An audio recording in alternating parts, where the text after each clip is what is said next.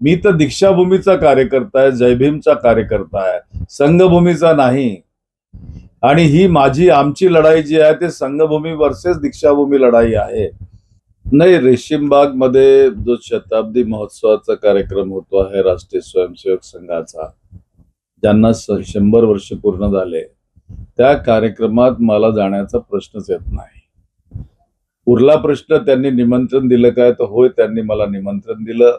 मी त्यांचं मनापासून स्वागत केलं. कारण ती संस्कृती आहे की कुणी आपल्याला भेटायला आलं किंवा निमंत्रण द्यायला आलं, त्यांचं स्वागत केलं पाहिजे. मी केलं. परंतु प्रश्न या ठिकाणी असा उद्भवतो की मी का जावं? कारण ज्या राष्ट्रीय स्वयंसेवक संघानं भारतीय संविधानाला विरोध केला होता, ज्या राष्ट्रीय स्वयंसेवक संघानं तिरंगाचा झेंडा सुद्धा आपल्या संघभूमीच्या मुख्यालयामध्ये अनेक वर्ष लावलं नाही, ज्या लोकांनी बाबासाहेबांच्या विचारांना विरोध केला, एक चळवळीचा कार्यकर्ता म्हणून मी कसा जाऊ शकेल?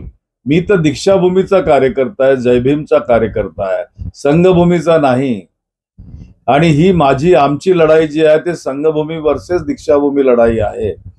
अशा वेळेला तो जाण्याचा प्रश्न येत नाही. मला एक सांगा की राष्ट्रीय स्वयंसेवक संघानं किंवा RSSने कधीही सार्वजनिकपणे असं सांगितलं का की आम्ही भूतकाळात चूक केलेली होती, आम्ही मनुस्मृती नाकारली किंवा आम्ही संविधान मान्य करतो?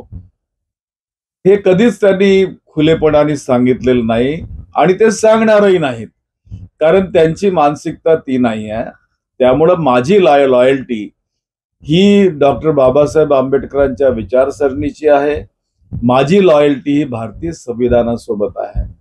आणि भारतीय संविधानाचा योद्धा म्हणून आज जेव्हा श्री राहुल गांधी या ठिकाणी काम करतायत, संविधानासाठी लढतायत, त्यावेळेला त्यांच्या खांद्याला खांदा लावून उभं राहणं हेच माझं कर्तव्य आणि ध्येय आहे.